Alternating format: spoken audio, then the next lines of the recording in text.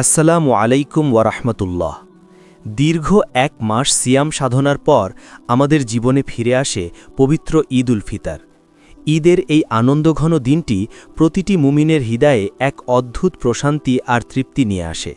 কিন্তু আমরা কি কখনো গভীরভাবে ভেবে দেখেছি এই দিনটি শুধু নতুন পোশাক পরা, সুস্বাদু খাবার খাওয়া কিংবা ঘুরে বেড়ানোর দিন নয়, বরং মুমিনের জন্য এটি এক মহা সম্মান আর প্রাপ্তির দিন।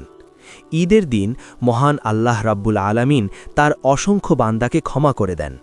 আজকের এই ভিডিওতে আমরা জানব ঈদের দিন আল্লাহ তাআলা কাদেরকে ক্ষমা করেন এবং সেই সৌভাগ্যবানদের তালিকায় আমরা কিভাবে নিজেদের অন্তর্ভুক্ত করতে পারি।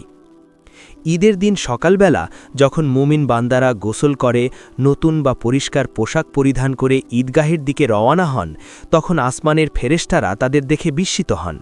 হাদিস নম্বর অনুযায়ী জানা যায়, ঈদের দিন সকালে মহান আল্লাহ ফেরেশতাদেরকে রাস্তায় রাস্তায় দাঁড় করিয়ে দেন।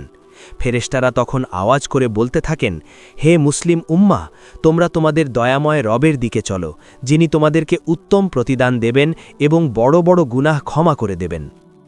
এখন প্রশ্ন হল, আল্লাহ তাআলা বিশেষ করে কাদেরকে এই মহা পুরস্কার আর ক্ষমার চাদরে আবৃত করবেন? প্রথমত, যারা পবিত্র রমজান মাসে ঈমান ও আত্মবিশ্লেষণের সাথে রোজা রেখেছেন। রোজা শুধু না খেয়ে থাকার নাম নয়, বরং চোখের রোজা, কানের রোজা, জবানের রোজা এবং অন্তরের রোজা। যারা এই এক মাস আল্লাহর ভয়ে সব ধরনের পাপাচার থেকে নিজেদের বিরত রেখেছেন, একনিষ্ঠভাবে আল্লাহর সন্তুষ্টি চেয়েছেন, আল্লাহ তাআলা ঈদের দিন তাদের জীবনের অতীতের সব গুনাহ ক্ষমা করে দেন। দ্বিতীয়ত, যারা রমজানের রাতে কিয়ামুল লাইল বা তারাবিহ ও তাহাজ্জুদের সলাত আদায় করেছেন। রাতের নিস্তব্ধতায় যখন দুনিয়ার মানুষ ঘুমে বিভোর থাকে, তখন যে বান্দা তার রবের সামনে দাঁড়িয়ে চোখের পানি ফেলে, ঈদের দিন আল্লাহ তাআলা সেই বান্দাকে খালি হাতে ফেরান না। তার প্রতিটি সিজদার বিনিময়ে তাকে ক্ষমার সুসংবাদ দেওয়া হয়। তৃতীয়ত, যারা ঈদের নামাজে যাওয়ার আগে সদাকাতুল ফিতর আদায় করেছেন। আমাদের রোজার মধ্যে অনেক সময় ভুল ত্রুটি হয়ে যায়।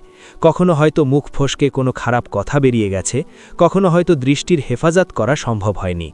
এই ছোট ছোট ত্রুটিগুলো দূর করে রোজাকে পবিত্র করার জন্যই ফিতরা দেওয়া হয়। যারা গরিব ও অসহায় মানুষের মুখে হাসি ফোটাতে ফিতরা আদায় করেন, আল্লাহ তাআলা তাদের প্রতি সন্তুষ্ট হয়ে তাদেরকে ক্ষমার তালিকায় যুক্ত করেন। চতুর্থত, যারা মানুষের প্রতি দয়াশীল এবং যাদের অন্তর অন্যের প্রতি হিংসা ও বিদ্বেষ থেকে মুক্ত। ঈদের দিন হল মিলনের দিন।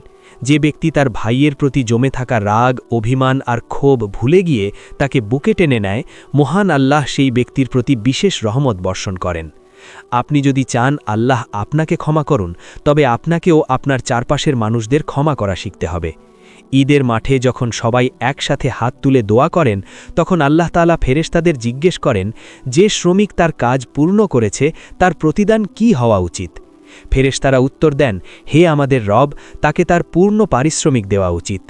তখন আল্লাহ তাআলা বলেন, তোমরা সাক্ষী থাকো, আমি তাদেরকে ক্ষমা করে দিলাম। আমরা যেন সেই সৌভাগ্যবানদের একজন হতে পারি, সেই জন্য আল্লাহর কাছে বেশি বেশি এই দোয়াটি করব। রব্বানা যালামনা আনফুসানা ওয়া ইল্লাম তাগফির লানা ওয়া তারহামনা লানাকুনান্না মিনাল খাসিরিন।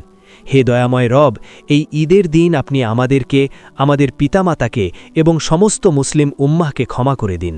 আমাদের আমলগুলোকে আপনি কবুল করে নিন। আসসালামু আলাইকুম ওয়া রাহমাতুল্লাহ।